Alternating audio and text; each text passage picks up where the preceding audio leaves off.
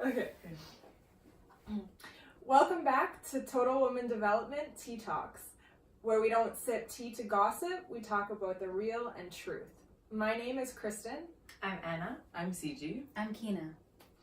Today we're going to be talking about perfectionism. So I'm going to read the definition. Perfectionism is a personality trait characterized by a person's striving for flawlessness and setting excessively high performance standards, accompanied by overly critical self-evaluations and concerns regarding others' evaluations. So I'm going to read the first question. Do you think being a perfectionist is a good or bad thing? I'd start off by saying bad. I think that striving to be great at something or having goals is a good thing, but I think striving to be a perfectionist, you're never going to get there. Like, there's no such thing as being perfect at everything, and so yeah, I would say it's an just too high of an expectation on yourself. Too much pressure. I agree. That's good. Yeah. I would definitely say that I think it's a bad thing as well. That you have good intentions, but it just goes way out there and you put crazy expectations that you can't reach. And it's like you're always falling short or not being able to reach those goals that you want to reach. Yeah. So I would say 100% bad thing. Yep, same here. You guys pretty much have said it all. Yeah. I would say that it's not a good thing. So Overall vote, bad. bad. Okay, so question 2. Where do you think your perfectionism stems from, and what's the root cause? That's a deep question.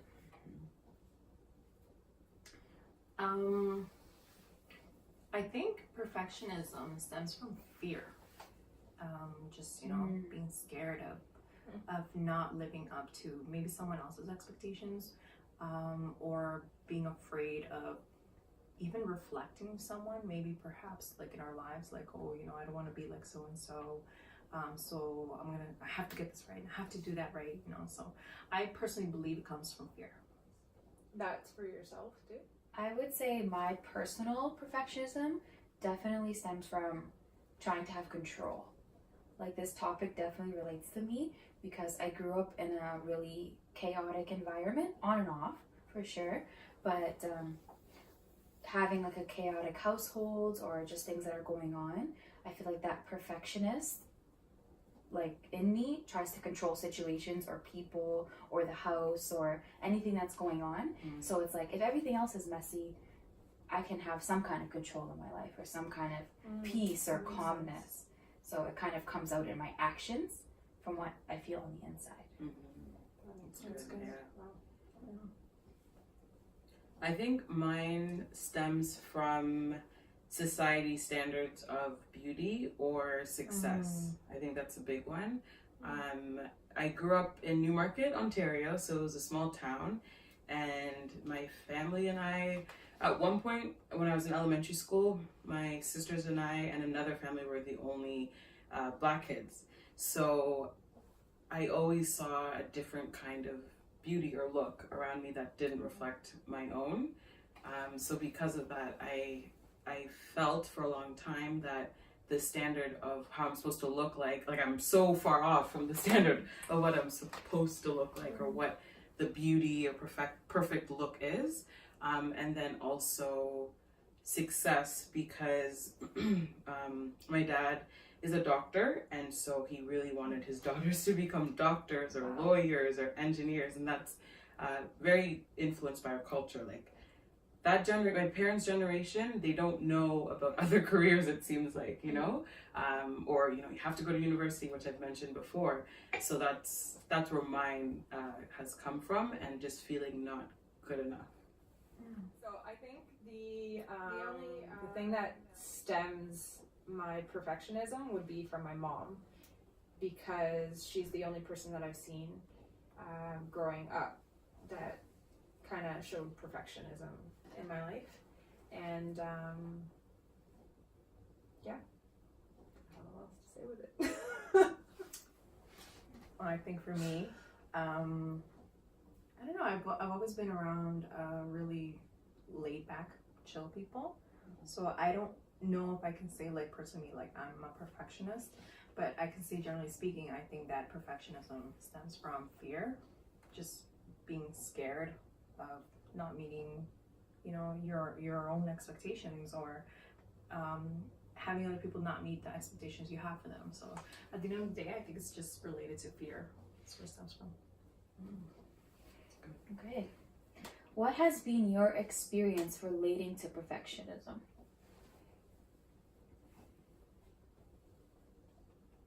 Well, I'll start. One experience I would say is confidence. Let's say in the workplace, feeling like if my hair isn't a certain way, I'm gonna be judged or looked at or treated differently. Yeah, I would say that's a big one. I remember when I was a kid, my mom used to relax our hair, so chemical relaxer to make it straight. And as soon as it would start growing out and you'd start to see the afro natural curls, I remember this one time I begged my mom to relax my hair and she didn't have time, and she was like, no, like you're fine, you're going to school. And so I told them, okay, I'm gonna go get the perm. I went to Walmart, got the perm, and I just permed my own hair because I could not go to school without my hair being straight. So yeah, that's one thing. And another thing is just mistakes. You know, like we're all human and we know we're all human, but when we do human errors, like just make a simple mistake, you know, it gets to me sometimes, whether it's in friendships, if I don't live up to a friend's expectation, you know, don't come through in a certain thing, like I internalize it a lot, like, oh no. It's something I'm definitely working on and I've come far, because it's too much stress, you know, it builds anxiety, it builds fear, like you're saying. It's just, it's a lot, so. Definitely anxiety, that's good to bring up. I would say one of my biggest things relating to perfectionism, which is still going on, it's not something I've completely overcome, it's something I'm working through, is like my living space or my house. I live with my husband now, or even when I lived with my mom and sister, I'm really particular with how my home is or where I live is. Like if you move a coaster, or if the pillows are set up the wrong way, or just everything in my house has a certain place. And not that it has to be exactly perfect, I just have like an anxiety sometimes. I'm like, it doesn't belong there. Put it where it belongs. So it's a learning journey that, okay, it can't always be where you expect it to be. It doesn't always have to be in its exact home.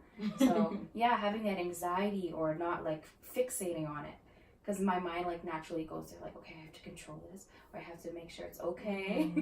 So it's like a calming myself down and having like a peace about it. And there's a good quote that I saw somewhere, and it's like, your peace is more important than like being perfect. Yes. Which is so true, because it takes away my peace sometimes, because I'll obsess over it. So I'm definitely working on that and like allowing the Holy Ghost to just, okay, it's okay. Calm, I got you, don't worry. I can actually relate to you a little bit, because thinking about it, I thought really the only thing that I had an issue with was grammar. Like when I see people making spelling mistakes, that drives me nuts. Okay. Yes. Can relate You to got that. guilty, Yeah, literally. I'm so guilty. Yeah, but I can actually relate to that too, because at work, I'll walk in and I will know that somebody has done something to my desk that has moved. I'm like, as soon as I see it, I'm like, something's been moved. And at home too, right? Because I live by myself. True, yeah. So when you guys come over or whatever and you move something, like I have to calm myself. I don't say anything to you guys, but inside I'm like, this bothers me that everything's been moved. But I know, I don't say anything because I know I'm gonna be okay. You guys are gonna leave soon, and then I can put it where it's supposed to be. That's Definitely can relate to that. But you say it. It's so funny. Like I had no idea you thought. I think before, actually, I did used to say things to people like, you know, oh no, coaster, oh no, this. But now I don't do that anymore, because I know that it's gonna go back to where it's supposed to be again, you know. But yeah, I think those are the only two things that I really like in my mind. I try to be perfectionist in. I think for me, you know, it's so funny you brought up grammar, and I didn't think about this earlier on, but yeah, if I'm reading something on I don't know, a post or something, and the grammar is not there or the spelling, I'm like, comma should be there, you know, and I can see that. I can relate to that. Right, or that's right. Yeah, that's probably why. I don't know. But other than that, I can't really think of anything right now. I think a huge like topic for perfectionism too is looks. Like we've all been through the looks thing, you brought it up, and people are like, oh, we don't have to compare to each other, like we're sisters or we're girls or we're friends, like, you know, queens fix other queens' crowns. And like even if you're not comparing to other women, you're still always comparing to yourself. Like I've really found that now, like, you know, as you approach 30 years old, it's like, wow, look how fit I was, or look what my body looked like at 16. And I'm like, I do not look like that anymore. Like I have to embrace and love like how I'm starting to look now as like a grown woman, you know what I mean? So not just comparing to other women, but your own self, because it's like I'm always striving to achieve my 18-year-old look. It's like, girl, get over it. Embrace what you are now. It's just to add, actually, I think that for me growing up, and even still to this day, the reason why grammar and like fixing up things was the only thing that I saw perfectionist as is because I kind of was like the opposite. I knew that there was this high standard everywhere that I saw, but in my mind I could never reach that standard. So it wasn't that I was striving to get to perfectionist, it was I saw that and I thought I can't get to that, so I'm not even gonna bother trying. That's what I do too. Yeah, it was like the bar was too set for everyone else and I can't reach it, so I'm just gonna be lazy. I'm not gonna, like, no self-confidence. Like you went in the opposite direction. I went in the opposite direction, not to be perfectionist, but to just give up. Wow. I feel like a lot of women can relate to that too. Like I'll never be like her, or I can never achieve that in my personal life. So why bother? That's really good. Yeah. So the next question is, has your perfectionism impacted other people around you? That's a good one. I think for me, again, you know, when it comes to dealing with other people, especially relationships, you know, whether you're married or dating or, you know, like whatever the situation is, you have this expectation for the other person, and sometimes those expectations are unreasonable, you know, and I can see how perfectionism kicks in, and sometimes that really it can be so impacting that it can actually destroy a relationship. You know, because you're constantly like setting the bar in like so high up where it's like, okay, you're no longer being realistic. So I can see that, like, you know, I've been married, you guys know, I've been married for a number of years, and now, you know, like looking back, I realized, okay, you know, I wasn't realistic with the expectations I had with him or for him. So that's one way you think of. Kind of goes internally too, like you put expectations on the other person because that's the expectations that you have for yourself. That's true. Right? Yeah. Or you already do it in your life, so why wouldn't somebody else do it? But then you're kind of setting yourself up for failure when you do that, you know what I mean? Like a failure for the relationship. I can so relate to like being in marriage. Like I can think of that like on a daily basis. An example, say cooking, for instance. I like to cook, or I like my food a certain way. So if my husband were to try to attempt to make a meal, like I'm ripping it apart basically. Like, you know what I mean? You don't make your eggs like mine, or you don't make sauce like mine, or everything. And it's like, he's like, why am I gonna bother? Because it's not gonna be to your perfect standard. So I definitely need to learn how to allow people to grow to the place that you want it to be. Or maybe it doesn't have to be like your cooking. He likes his eggs a certain way, different than mine. So definitely can affect him for sure. Or I'm thinking another example with my sister. When I moved, she helped me put like pictures up in my house, And I was just so critical on her. That just came to my mind right now. I was so critical on her. Like, it has to be the perfect spot, or it can't be tilted, or like, don't make extra holes. And she was trying her best, but I was just so on her. So allowing people to give them room to breathe. I'm guilty and just still working on that. Sometimes you don't realize how like it trickles onto other people around you. You know, even like when it comes to our children, setting up expectations. You know, for even their school grades. Mommy, I brought home a B plus. Why not an A? You know what I mean? You're that kind of trickles on them, and you don't realize it at the moment. But you know, it will definitely impact the child, I think, and we see that a lot in society. You know, you brought it up as an example today, right? About school and and even like the last daddy issues topic too, because that's how my dad was, and perfectionism. Yeah, I know a lot of it stems from like how he is and disciplined and this and you know very, I don't know. But then when I actually think about when we're talking about relationships, sometimes when we're perfectionists or you know so focused on being perfect in different ways, we don't allow people to see our faults. We don't allow people to see our you know mistakes where they can relate, because I don't know, we relate more to just the realness, you know what I mean? Not the perfectionist. Trying to rhyme there. But with that topic though, of how it's impacted other people, for me personally, I've noticed it with my coworkers lately, because I care so much about what like management will think over the smallest things. I overthink like, oh, I can't ask this one, or oh, this manager's looking at me this way, or I have to be, you know, and I'm not free sometimes, where I see the same manager I'm worried about is free in themselves. They're free. You know, my coworkers are free. So one of my friends at work, I'm trying to remember the example. I wanted to ask a question, and she told me, she's like, yeah, just go ask that manager. And I was like, no, I know he doesn't like when people ask him questions. Like, he's said that. So because I've heard him say that, I now avoid asking him questions. But he's a manager. That's his job. That's part of his job, you know? So she's just like, oh my goodness. Like, I can see it's annoying her. Thank God she loves me. But I can, like, put myself out of my, like, self to be in her position. I'm like, that would be annoying. You have a friend that's always panicking over small things. Like, it's like, hey, chill. So I've had to tell myself to just chill. I can only think of one time that it's really I did something about it.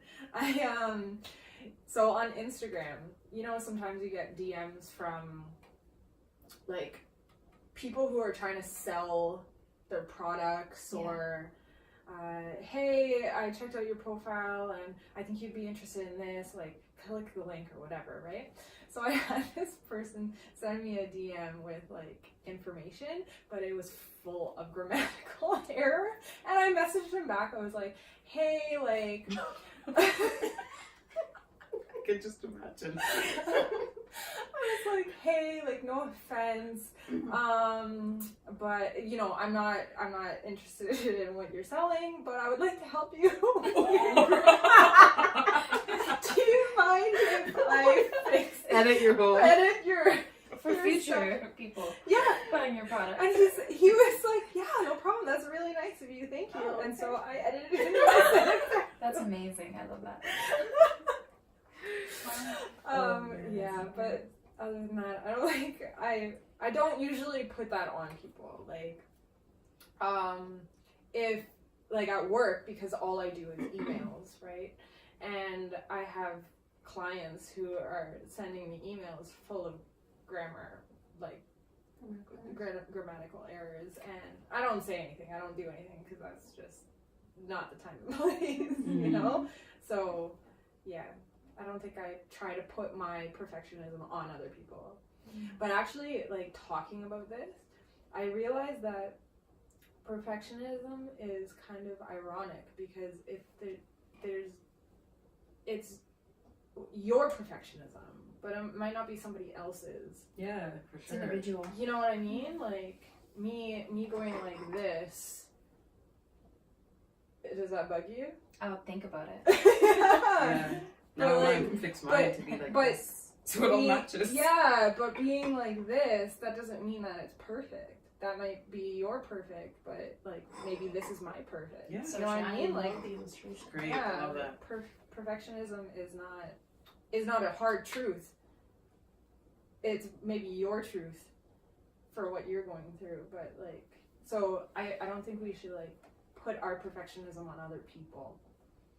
Agreed. Another thing of how it can impact people around us is think about the number of things God has told you to do, but you overthought it because it wasn't perfect enough. Yes. You know? But you don't know who's going to be impacted on the other side of your obedience of doing what God told you to do. Preach. I can relate to what I'm saying when it comes to like writing or anything creative. And I'm sure you can too. And I'm sure you did too before TWD, right? Like, or Kristen, whatever it is, like actually before videos, like just sharing videos. It took me many months to start a YouTube channel because of that thought. And then finally I'm just like, you know what? I'm never going to be perfect. I'm never going to be wearing the right thing, have my hair the right way, my makeup the right way, my sound, my voice. It's never going to be perfect. So just do it and get it over with. Like, just go do it. That's awesome. Yeah, man. Gotta do it. So something we all have to really think about and everything. Like, I thought about it because of the editing part, because I find like I've had great feedback, positive feedback about how my writing has impacted people, but yet I overthink it. And I know it stems from essays in school because of the rubrics that we had to have. You have to check off to be, you know, in A's or B's. So that thing of structure, trying to fit in that box, just makes me, it gets to me, like, I'm like, oh, but it's not this perfect. And then I read other books and I'm like, but this person is talking or writing almost how they talk. This is beautiful, you know? But yet, for myself, I'm like, but it's still. When you come out of the box, when you come out of the box, it makes it so much more authentic. It's not like somebody else's you've seen or following a template. Yes. This is me, and I hope it impacts you. Yeah. There's so much freedom to it. Ooh, yes, here we are. Edit. No, we're not perfect. So, how? No, edit. No, let's leave video, this here. Edit nothing. Let's leave this for real. Okay, how have you begun to break out of this? Right now, we're breaking out of it, guys. And where do you stand now?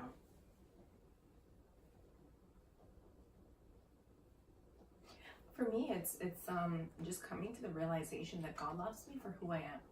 You know, like with all my flaws and all my imperfections and all my ugliness, like really?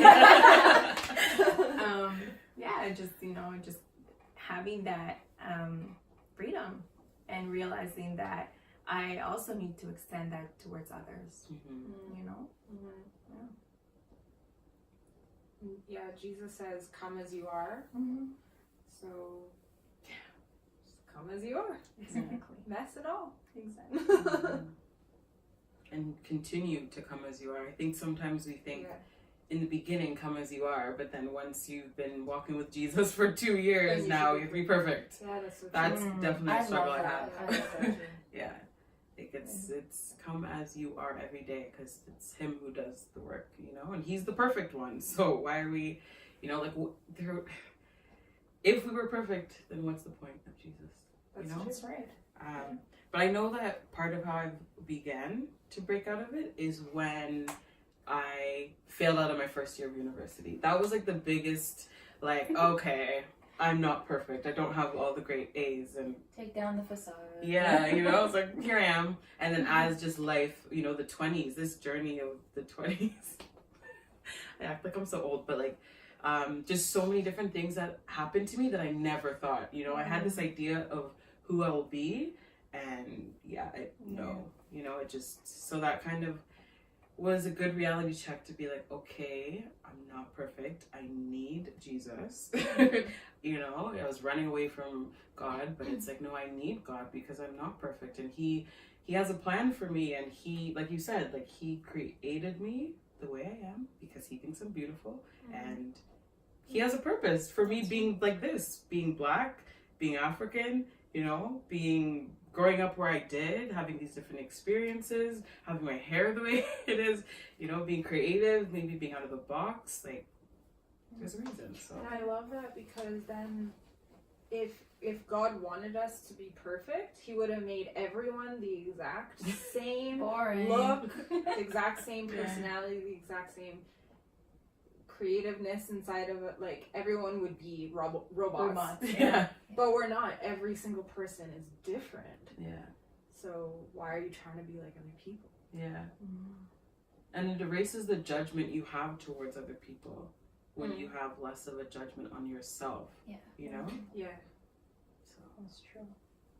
I think too, as you begin to trust God more and as you begin to trust the people around you, it kind of starts shedding the perfectionism away. Okay, I trust my girlfriends. I can be myself. Yeah. I trust my Heavenly Father. I can be myself. I trust my husband. It's like, okay, take down the walls or take down like the work of it and just be you and just grow along the way. Yeah. There's no pressure that way. Mm-hmm. When you start to trust people or get vulnerable and transparent.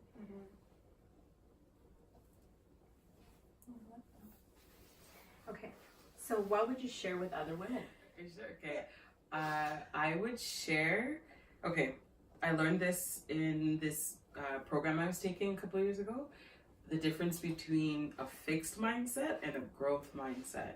I don't know who came up with this or whatever, but it was really impactful to me because a fixed mindset is saying like, let's say you got a bad grade. Now you got a D on something and you're like, oh, I'm a failure. I'm never going to be able to get A's. Like, this is who I am. You just settled at that. Where a growth mindset is, I got a D. Okay.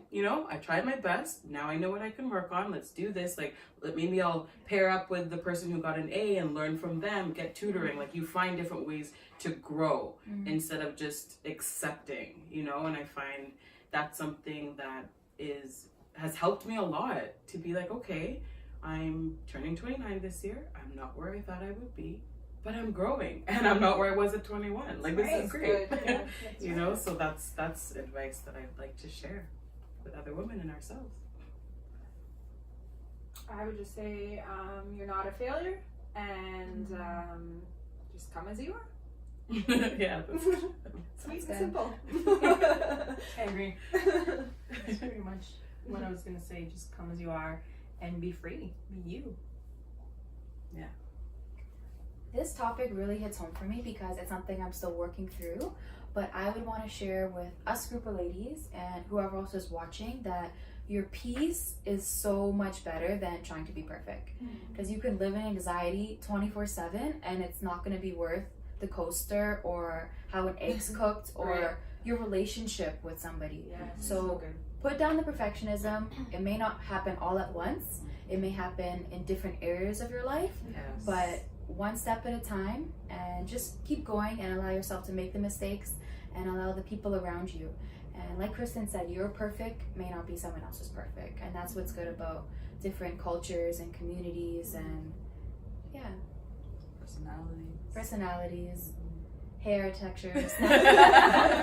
But ladies, if you can relate today, we would love to connect with you more. Comment below on the video, connect with us on Instagram, on Facebook, and just join in on the conversation. All right, ladies, see you next time. Bye. Bye. Wait.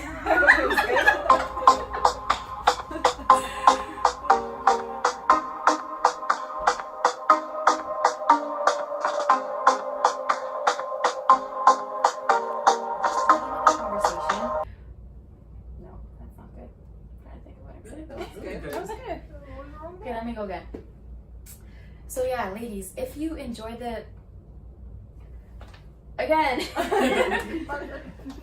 if you enjoyed our conversation today on just talking about perfectionism, we would love you to connect with us. We should put this in. The first This one was good. Yeah. Blooper. Yeah, blooper. You should just keep this. At the end, Right? for bloopers. Yeah, this is All right, your ladies. imperfections. I tried. Wait, she was talking?